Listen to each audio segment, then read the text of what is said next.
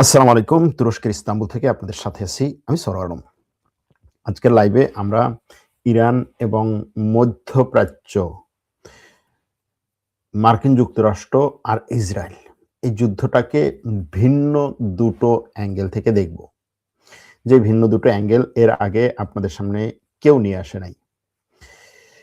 তবে সর্বশেষ যুদ্ধের আপডেট দিয়েই শুরু করব। আর আমাদের দর্শকদের কাছ থেকে আমাদের প্রতি বিশাল একটা প্রত্যাশা আছে যে আমরা মানচিত্রের উপরে একটা ভিডিও যেন তাদেরকে দেখাই। মানচিত্রের উপর ভিডিওটা আজকে করতে চেয়েছিলাম, কিন্তু সেই লাইভটা এখন না করে দিনের বেলা করব। দুপুরের দিকে বা বিকেলের দিকে পরবর্তী যে লাইভটা আসবো সেখানে সেই লাইভে আমরা মানচিত্র নিয়েও আলোচনা করব।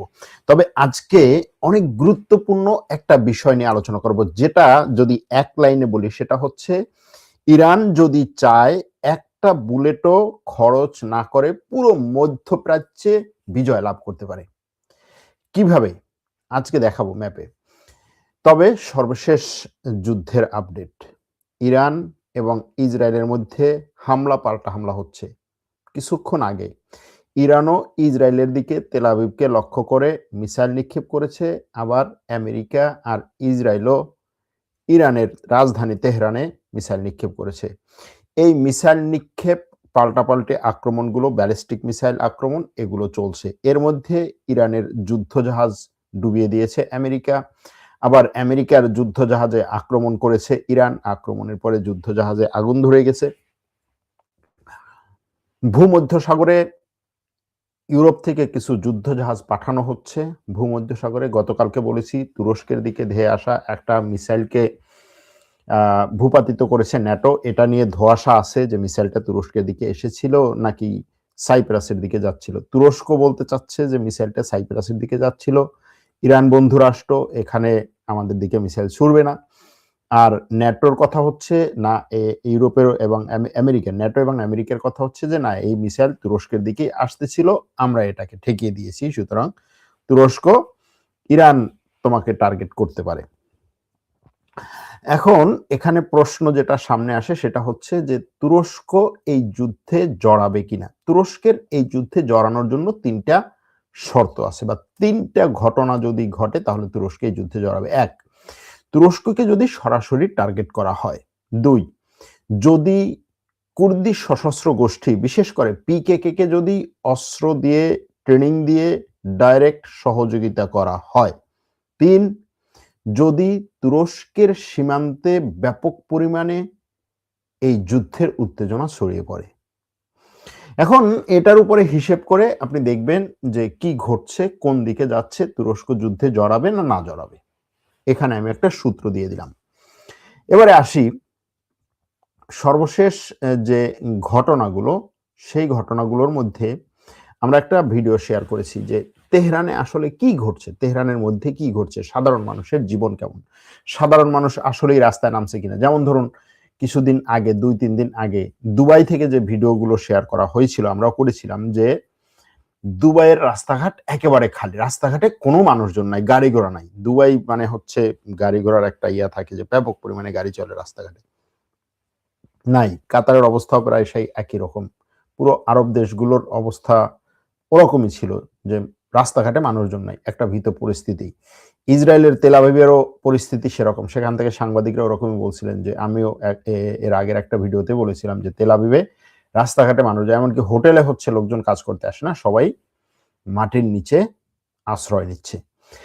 ইরানের যে ভিডিওটি স্পুতনিক থেকে আমরা শেয়ার করেছি, সেখানে দেখা যাচ্ছে যে ইরানের তেহরানে এত কিছুর পরেও স্বাভাবিক জীবন কিন্তু মানুষ পরিচালনা করছেই। আকাশ থেকে মুহুর্মুহুর বোমা বর্ষণ হচ্ছে, বোমায় ধ্বংস হয়ে যাচ্ছে বাড়িঘর, কিন্তু এই বোমা ধ্বংসের থেকে দূরে যে সমস্ত এলাকা, যে সমস্ত এলাকায় আক্রমণ কম হচ্ছে বা আক্রমণ হচ্ছে না, সেই সব এলাকায় তেহরানি মানুষজন তাদের দৈনন্দিন কেনাকাটা, বাজারঘাট, কাজকর্ম করছে। এটা হচ্ছে একদিকের চিত্র। আরেক দিকের চিত্র হচ্ছে আমেরিকার গণমাধ্যম দুটো জিনিসকে এখন ব্যাপক পরিমাণে সিরিয়াসলি সামনে নিয়ে আসার চেষ্টা করছে। একটা হচ্ছে ইরান এখন যুদ্ধবিরতি চায়, আরেকটা হচ্ছে কুর্দি সশস্ত্র গোষ্ঠীরা ইরাক থেকে ইরানে ঢুকেছে। ফক্স নিউজ এটা করেছে, আর সিএনএন বলছে যে ইরান এখন যুদ্ধবিরতি চায়। ইরান যুদ্ধবিরতি চায় না, এটা ইরান সরাসরি বলেছে যে ইরান যুদ্ধবিরতি চায় না। যুদ্ধবিরতি চায় না বলতে ইরান আমেরিকার সাথে এই বিষয় নিয়ে কোনো ধরনের আলোচনায় নাই। এটা ইরান গত 2 দিন ধরে স্পষ্ট করেছে, বারবার বলেছে। আরেকটা হচ্ছে যে এই কুর্দি সশস্ত্র গোষ্ঠীগুলো ইরানে ঢুকেছে কি ঢুকে নাই, এই জিনিসটাকে নিয়ে একটু কথা বলা দরকার। আপনারা যখন এই আন্তর্জাতিক খবরগুলো দেখবেন এবং আমাদের মতো সাংবাদিকরা যারা ওই আন্তর্জাতিক খবরগুলোকে হচ্ছে আমরা তর্জমা করি, ট্রান্সলেট করি, তখন যেটা হয় যে মার্কিন যুক্তরাষ্ট্র বা পশ্চিমা বিশ্ব কুর্দিদেরকে কুর্দি হিসাবে বলে, মানে কুর্দি সশস্ত্র গোষ্ঠীদেরকে কুর্দি হিসাবে বলে যে কুর্দিরা ইরানে ঢুকে গেছে, কুর্দিরা ইরাক থেকে ইরানে ঢুকছে, কুর্দিরা ইরান সরকারের বিরুদ্ধে বিক্ষোভ করবে, কুর্দিরা ইরান সরকারকে ঠেকিয়ে দেবে, কুর্দিরা এটা করবে, কুর্দিরা ওটা করবে। তখন মনে হয় কি যে কুর্দিরা, ইরানের কুর্দিরা মানে কুর্দি জাতিগোষ্ঠী, জাতিগত কুর্দিরা হচ্ছে এমন একটা গোষ্ঠী যারা একটা বলের মতো একত্রে, মানে আপনি বলটাকে লাথি মারছেন আর ও গড়াতে গড়াতে যাচ্ছে, মানে পুরো কুর্দি গোষ্ঠী হচ্ছে বা পুরো কুর্দি জাতিটা হচ্ছে একটা সত্তা, জাস্ট হচ্ছে তারা আমেরিকা যেভাবে বলছে সেভাবে কাজ করছে। বিষয়টা সেরকম না, এই এক। দ্বিতীয় হচ্ছে কুর্দি বলতে, কুর্দি এই আমেরিকা ইসরায়েলের গণমাধ্যমগুলো যখন কুর্দি বলে তখন কিন্তু তারা আসলে কুর্দি সশস্ত্র গোষ্ঠী যারা সেপারেটিস্ট গ্রুপ, অর্থাৎ ইরান থেকে যারা নিজেদের ছোট্ট একটা অংশকে ভাগ করে নিতে চায়, ওই অংশটাতে নিজের একটা স্বাধীন রাষ্ট্র অথবা একেবারে ইরান থেকে ভেঙে নিতে চায়, সেই রকম একটা গোষ্ঠী। ইরানে যে পরিমাণ কুর্দি আছে, ধরেন 8 থেকে, ইরানের জনসংখ্যার 8 থেকে 10%, এই 8 থেকে 10% কুর্দির, ধরুন ইরানে যদি 9 কোটি বা 10 কোটি যদি জনসংখ্যা হয় তাহলে এর 10% হচ্ছে কুর্দি। এই 10% কুর্দির মধ্য থেকে 1% হচ্ছে এই আমেরিকা ইসরায়েলের কথায় যারা অস্ত্রধর, 1%ও না, 0.5% বা 0.00 আরো কম, তারা হচ্ছে আমেরিকা ইসরায়েলের কথায় অস্ত্র ধরতে পারে ইরান সরকারের বিরুদ্ধে। এখন আমেরিকা ইসরায়েল যখন এই জিনিসটা বলে বলে কুর্দি, আমাদের কুর্দি মিত্ররা, আসলে এখানে কুর্দি মিত্র বলতে তাদের কথায় চলা কুর্দি সশস্ত্র গোষ্ঠীরা।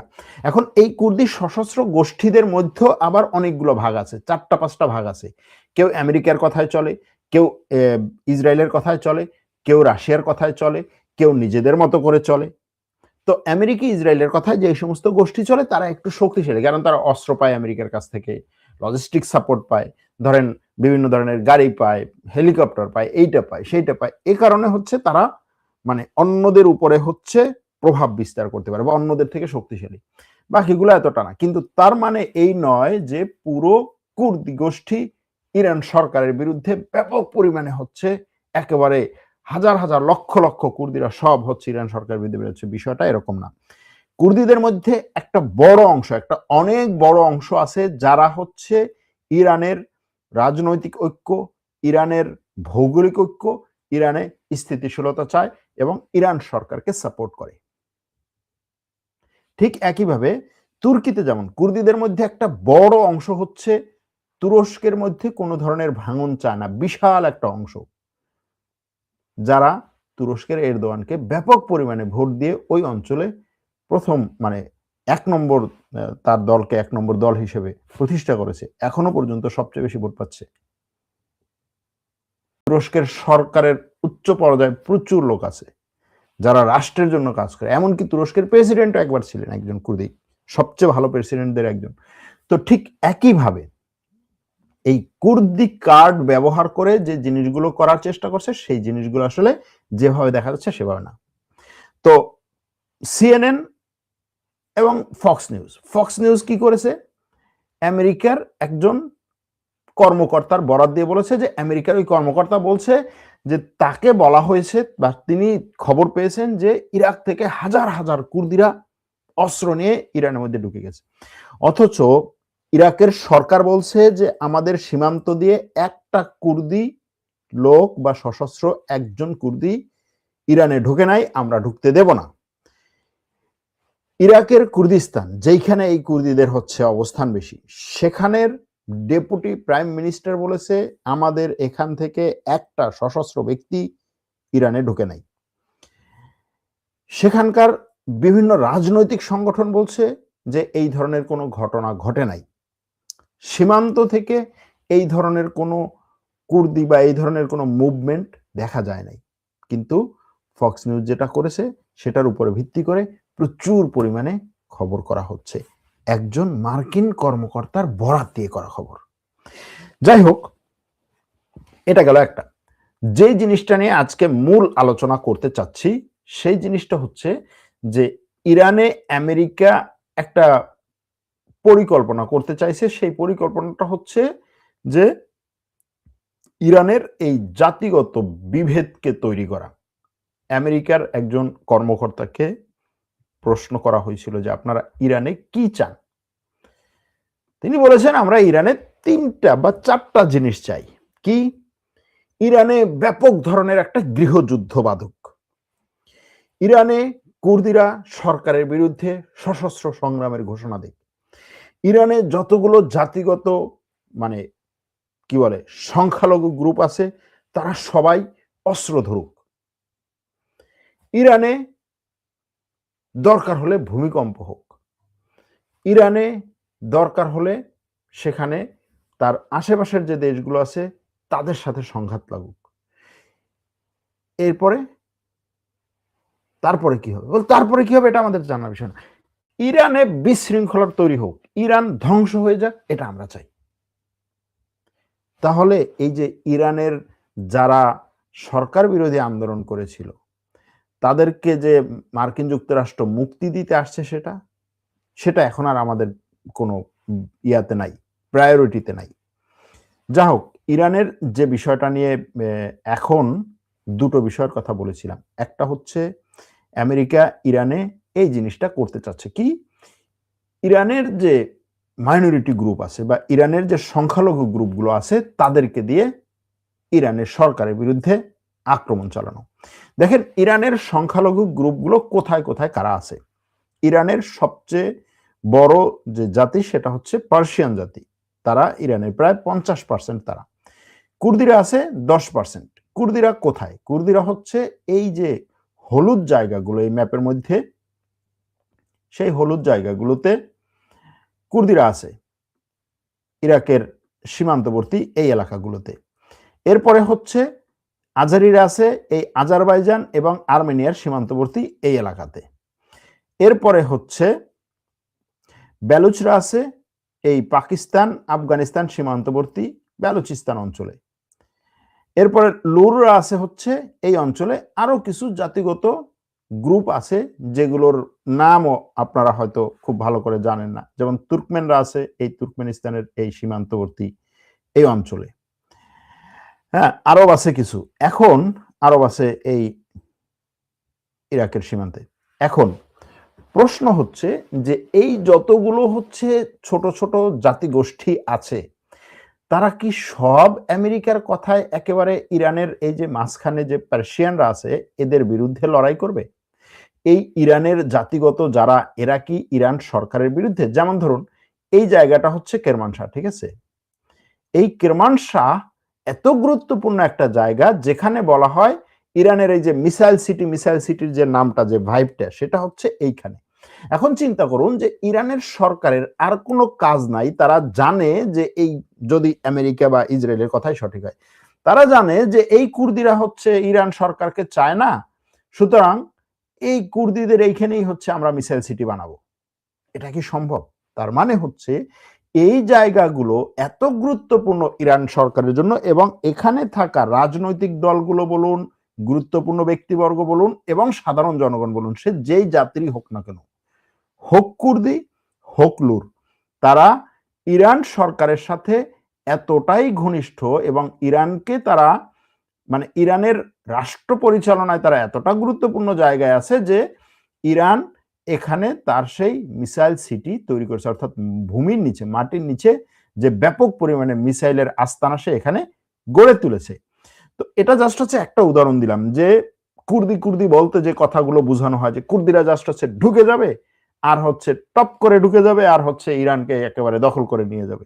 আমেরিকার যে ভাইবটা, সেটা যে সঠিক না বা সেটা কোন লেভেলে, সেটা বোঝানোর জন্য এই ম্যাপটা আমি দেখালাম। আরো একটু যদি ক্লিয়ার করে দেখেন, তাহলে দেখবেন যে এখানে এই কেরমানশাহ দেখেন, কেরমানশাতে লোরেস্তান বলা হয়, ইলাম এবং লোরেস্তান। এই ইলাম লোরেস্তানে হচ্ছে লোররা, ঠিক আছে, কেরমানশার এই অঞ্চলে, কেরমানশার এই এলাকায় হচ্ছে কুর্দিরা। তারপরে হচ্ছে সান্দাজের এইখানে হচ্ছে এই যে নামই ইরান দিয়ে দিছে, যেটা হচ্ছে ইরানি কুর্দিস্তান। এরপরে হচ্ছে আজারবাইজানের গরিব, হ্যাঁ, মাগরিব আজারবাইজান, এটা হচ্ছে আজারবাইজানের শার্ক। এই যে আজারবাইজান, আজারবাইজান ইরানের মধ্যে নাম দিয়ে দিছে, ইরান সরকার এটা নিয়ে কিন্তু মাথা ব্যথাও নাই যে আজারবাইজান নাম হয়ে গেছে। আজারবাইজান প্রদেশের নাম, কুর্দিস্তান প্রদেশের নাম। ভাই তুমি কুর্দি হিসেবে আসো, থাকো, তুমি নাম নিয়ে থাকো, তোমার হচ্ছে তুমি তোমার মতো করে হচ্ছে তোমার জীবনযাপন পরিচয় করো। এ নিয়ে তাদের বড় ধরনের কোনো মাথা ব্যথা নাই। ইরানের বর্তমান যে রাষ্ট্রপতি, তিনিও তো হচ্ছে এই আজারি তুর্কিদের মধ্য থেকে, এই আজারবাইজান অঞ্চলের। সুতরাং এই যে ব্যাপারটা, যে ইরান মানেই হচ্ছে এরা এখানে ইয়া হয়ে যাবে, কি বলে, ব্যাপক পরিমাণে হচ্ছে এই সংখ্যালঘুরা আমেরিকা এবং ইসরায়েলের কথায় তারা আক্রমণ চালাবে, এই জিনিসটা আমার কাছে এখনো পর্যন্ত অতটা ফিজিবল মনে হয় না। তারপরে ধরেন এই যে খুজেস্তান, হ্যাঁ, আহবাজ যে জায়গাটা খুজেস্তান, এখানে এই খুজেস্তান নিয়ে অনেক কথা কিন্তু শুনেছেন, যে ইরানের এই খুজেস্তান, ইস্পাহান, ইয়াজদ, এই জায়গাগুলোতে যদিও আক্রমণ করছে, ব্যাপক পরিমাণে আক্রমণ করছে আমেরিকা। এরপরে ধরেন এই বন্দর আব্বাসের জায়গাটা, তারপরে এদিকে হচ্ছে পাকিস্তানের কাছাকাছি বেলুচিস্তান। এখন এই যে মানচিত্রটা দেখালাম, এই মানচিত্রটা দিয়ে এটা বোঝানোর চেষ্টা করছি যে ইরানের এই যে সংখ্যালঘু গ্রুপগুলো, তারা এরকম না যে তারা পুরোপুরি হচ্ছে ইরানের সরকারের বিরুদ্ধে লড়াই করার জন্য প্রস্তুত। মানে এটাকে যদি এভাবে তুলনা করি, যেমন ধরেন মিয়ানমারের এরকম যদি আপনি ম্যাপটা পাশাপাশি দেখেন, যে মিয়ানমারের সীমান্তবর্তী অঞ্চলগুলোতে বিভিন্ন ধরনের এথনিক গ্রুপ ছিল, জাতিগত ছোট ছোট গ্রুপ ছিল, তারা মিয়ানমার সরকারের বিরুদ্ধে একত্রে লড়াই শুরু করেছে। এই লড়াই শুরু করার পেছনে তাদের বহু দিনের বিভিন্ন কারণ আছে। আপনি ইতিহাস ঘাটলে দেখবেন যে তাদের আসলে মিয়ানমার সরকারের সাথে তেমন কোনো সম্পর্কই ছিল না, এবং মিয়ানমার সরকারের মধ্যেও তাদের তেমন কোনো প্রভাব বা তেমন কোনো বিস্তার ছিল না। কিন্তু ইরানের বিষয়টা সেরকম না, এটা বোঝানোর চেষ্টা করছে যে ইরানের বিষয়টা এরকম না যে এখানে জাস্ট হচ্ছে আমেরিকা আসলো আর এরা সবাই গিয়ে ইরানের বিরুদ্ধে লড়াই করলো। এখান থেকে যদি কোনো কুর্দি গোষ্ঠী ঢুকতে চায়, তাহলে তাদের হচ্ছে সবার আগে লড়াই করতে হবে এই অঞ্চলে থাকা কুর্দিদের সাথে। সিম্পল জিনিস। দেখা যাক সেখানে কি হয়। এবারে যাচ্ছি আমরা ইরানের আরেকটা বিষয়ে, যে ইরান এই মধ্যপ্রাচ্য অঞ্চলে একটা বুলেটও খরচ না করে বিজয় লাভ করতে পারে। বলবেন যে ভাই সিরিয়াস একটা কথা বলছেন, এত সিরিয়াস কথা আপনি কিসের ভিত্তিতে বলেন? দেখেন একটা ম্যাপ দেখাই, ম্যাপটা হচ্ছে আল জাজিরার ম্যাপটা হচ্ছে অনেক আগে এই ম্যাপটা সে প্রকাশ করেছিল। সেটা হচ্ছে যে মধ্যপ্রাচ্যের যে দেশগুলো আছে, সেই দেশের খাবার পানির অবস্থা কি। বলবেন যে ভাই যুদ্ধের সাথে খাবার পানির চিন্তাটা কেন আনলেন? যুদ্ধের সাথেই খাবার পানির চিন্তা। আপনি যুদ্ধে একটা গ্রুপকে বা শত্রুকে আটকাতে চান, শত্রুকে অন্ধ করে দিতে চান, শত্রুকে মারতে চান, এটাই তো, তাকে দুর্বল করতে চান, শত্রুর দুর্বল পয়েন্টে আঘাত করতে চান। দেখেন পানি, খাবার পানি, বিশুদ্ধ খাবার পানি এত গুরুত্বপূর্ণ সব জায়গায়, যে আপনি পানি ছাড়া চলবেন কিভাবে। এখন এই ম্যাপটাতে আমরা কি দেখাচ্ছি, এই ম্যাপটাতে হচ্ছে যে কোন দেশ কি পরিমাণ খাবার পানির জন্য মরিয়া। খাবার পানির জন্য মরিয়া হচ্ছে এখানে কিছু পার্সেন্টেজ দেখা যাচ্ছে। যেমন ধরুন এই যে মিশরে এখানে পার্সেন্টেজ দেখছেন 6420%। এই পার্সেন্টেজটা হচ্ছে যে আপনার যে পরিমাণ পানি ন্যাচারালি বা প্রাকৃতিকভাবে আপনি পাচ্ছেন, যেমন আমাদের দেশে পানি কোথা থেকে আসে, সাগরের পানি, নদীর পানি, এরপরে হচ্ছে টিউবওয়েলের পানি আমরা খাই, প্রাকৃতিক পানি পুরোটাই। তো এই প্রাকৃতিক পানি যে পরিমাণ আপনার কাছে আসে বিশুদ্ধ খাবার পানি, সেটার চেয়ে কত গুণ বেশি আপনার পানি দরকার। মানে তার যে পানি আছে তার চেয়ে 6420% বেশি পানি দরকার। মানে আপনার ধরেন 100% যদি থাকে, তাহলে আপনার যে পরিমাণ পানি আসছে ন্যাচারালি, আপনি সে পরিমাণ পানি খাচ্ছেন, মানে আপনি সাস্টেইন করতেছেন। আপনার যদি 200% হয় তাহলে আপনার যে পরিমাণ পানি আসতেছে তার দ্বিগুণ পানি আপনি খাচ্ছেন, ন্যাচারালি যা আসতেছে। তো এই যে দ্বিগুণ পানি যখন আপনি খাবেন, তাহলে দ্বিগুণ পানিটা আপনি কি করবেন? ন্যাচারালি বা প্রাকৃতিকভাবে যে খাবার পানি হচ্ছে তার বাইরে আপনি পানি অন্য উপায়ে আপনি খাবার পানি তৈরি করছেন। কিভাবে আপনি খাবার পানি তৈরি করছেন? ধরেন লবণাক্ত পানিকে আপনি লবণ পরিশোধন করে তারপরে হচ্ছে খাচ্ছেন। এই লবণ পরিশোধন করার পরে জন্য আপনার কি দরকার? আপনার হচ্ছে পরিশোধনাগার দরকার। যেমন ধরেন আমাদের ঢাকায় ময়লা পানি পরিশোধন করে তারপরে হচ্ছে ছাড়া হয়। এরকম যে পানি পরিশোধনাগার আছে। তো এই দেশগুলো যেমন ধরেন সৌদি আরব, সৌদি আরবের পানি যা আছে ন্যাচারালি তার থেকে তার 838% পানি বেশি লাগে। বাহরাইনে যে পানি আছে তার থেকে তার ৩,৮৭৮% পানি বেশি লাগে। সংযুক্ত আরব আমিরাত ১,৭০৭। এখন এই দেশগুলো একইভাবে কাতার, এই দেশগুলোতে খাবার পানি নেই। তারা কি করে? তারা কি করে সেটা দেখাই। এই দেশগুলো এই পানির জন্য কি করে? এই দেশগুলো খাবার পানি কি করে? রিফাইন করে। লবণ থেকে মানে সাগরের পানিকে তারা কি করে? এই লবণটাকে মুক্ত করে তারপরে সেটা খাবারের উপযোগী করে। সেটার জন্য কি করছে? তাদের হচ্ছে কিছু পানি পরিশোধনাগার আছে। পানি পরিশোধনাগার যেমন এখানে একটা আছে, এই কাতারের আছে, এই সংযুক্ত আরব আমিরাতের আছে, এই ২ টা পানি পরিশোধনাগার। ঠিক আছে? এখন এই যে সৌদি আরব, কাতার, কুয়েত এদের যে এই পানি পরিশোধনাগার আছে, যদি ইরানের ড্রোন, এই যে কামিকাজে ড্রোনগুলো আছে, এই যে ইসে হামলা করে, কি বলে? তেলের রিফাইনারিতে হামলা করে। এগুলোতে করার দরকারই নেই। আপনি জাস্ট হচ্ছে এই পানি রিফাইন করা যে জায়গাগুলো আছে এইগুলোতে হামলা করেন। জাস্ট হচ্ছে এইগুলোতে হামলা করেন। যে সে দৈনিক যে পরিমাণ খাবার পানি সে লবণ পানি থেকে সে হচ্ছে খাবার পানি তৈরি করে, যেমন ধরুন সংযুক্ত আরব আমিরাতের এই রিফাইনারিটা ফুজাইরা, এখানে সে খাবার পানি তৈরি করে হচ্ছে ৯,০৯,০২০০ ঘনমিটার একদিনে। তার এটার একটা যদি বন্ধ হয়ে যায়, একটা জাস্ট হচ্ছে বন্ধ হয়ে গেল, আপনি চিন্তা করতে পারেন যে কত মানুষ খাবার পানি পাবে না? সরকার পাগল হয়ে যাবে, রাষ্ট্র পাগল হয়ে যাবে, বলে ভাই যে ছেড়ে দে মাকে দেওয়া আছে।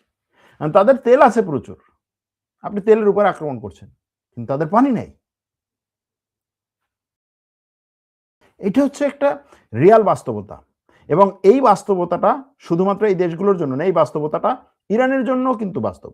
ইরানের জন্য, কারণ ইরানে হচ্ছে যে পানির সমস্যা সেটা হচ্ছে ইরানের যে পানি আছে তার ৭২% ইয়া দরকার, কি বলে, সে বাইরের থেকে পায়, ন্যাচারালি পায়।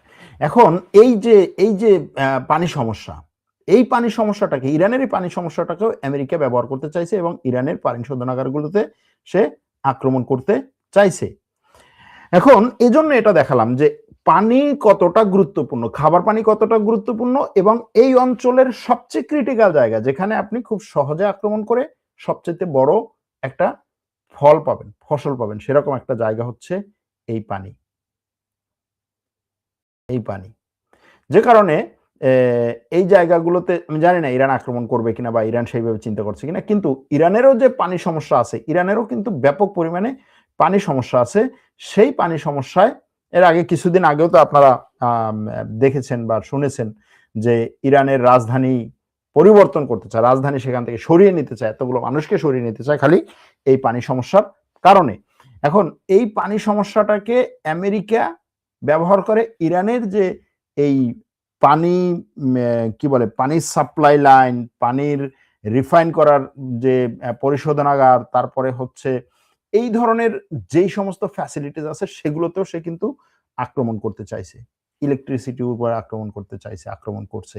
সুতরাং এটা এই যুদ্ধের নতুন একটা দিক, যেটা নিয়ে আজকে আলোচনা করব মনে করেছিলাম, সেটা নিয়ে আপনাদের সামনে মোটামুটি একটা পরিস্থিতি দেখানোর চেষ্টা করছি আজকে। এক দর্শক বলছেন পানি না পেলে তেল খাবে তারা। কুয়েত সিটি থেকে এক দর্শক আমাদের ভিডিও দেখছেন, আরব আমিরাত থেকে দেখছেন। অনেকেই বলছেন যে আসলে ভাই আপনি যেভাবে এই কথাগুলো বললেন, আপনি তো আমাদেরকে হচ্ছে না খাইয়ে মারার একটা পরিস্থিতি তৈরি করলেন। আ দুবাই থেকে গতকালকে একজনের সাথে কথা হলো, তিনি বললেন যে তার